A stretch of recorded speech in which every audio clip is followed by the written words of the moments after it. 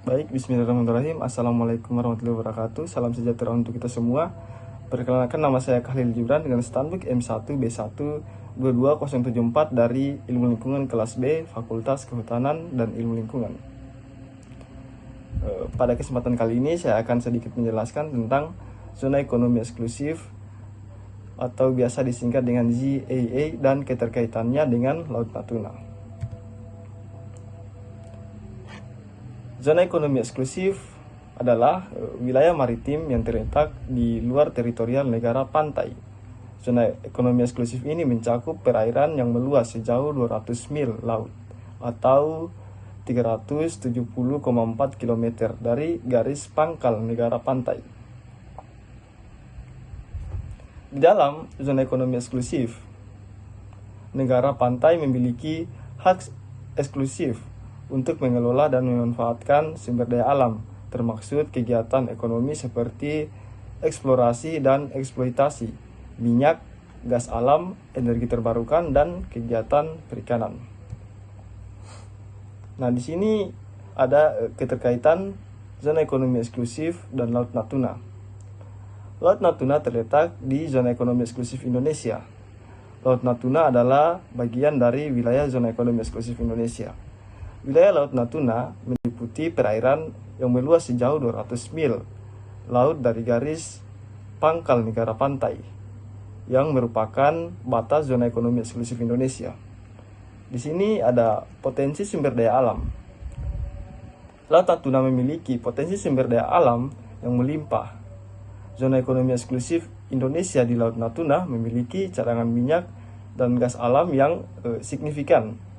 Wilayah ini juga memiliki potensi sumber daya alam lainnya seperti energi terbarukan dan potensi perikanan yang melimpah. Nah, di sini ada tantangan dalam pengelolaan zona ekonomi eksklusif dan Laut Natuna.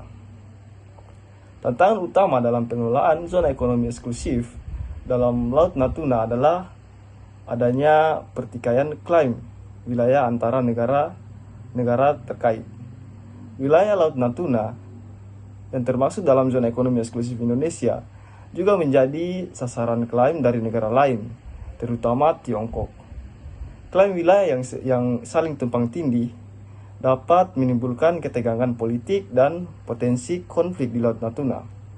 Tiongkok melalui klaim wilayahnya yang dinamakan 9 garis putus-putus menganggap sebagian besar Laut Natuna sebagai wilayahnya sendiri.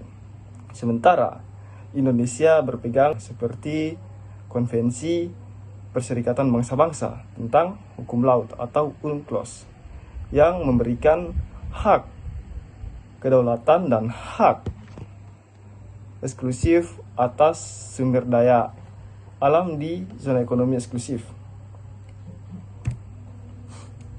Nah, di sini ada upaya dalam menjaga kedaulatan maritim di Laut Natuna.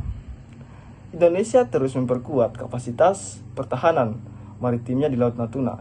Ini melibatkan peningkatan kekuatan angkatan laut, termaksud pemantauan udara dan laut yang lebih efektif, serta penguatan sistem pertahanan dan keamanan wilayah.